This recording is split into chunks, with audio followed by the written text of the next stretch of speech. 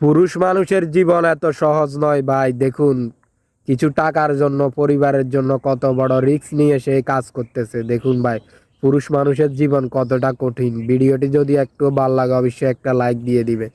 ফ্যামিলির জন্য কত কষ্ট করতেছে দেখুন ভাই।